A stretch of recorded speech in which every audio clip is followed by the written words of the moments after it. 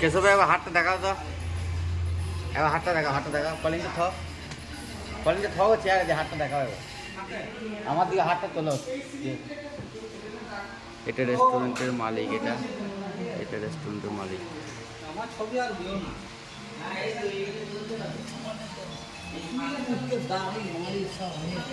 ব্যাটি হয়ে যাবে।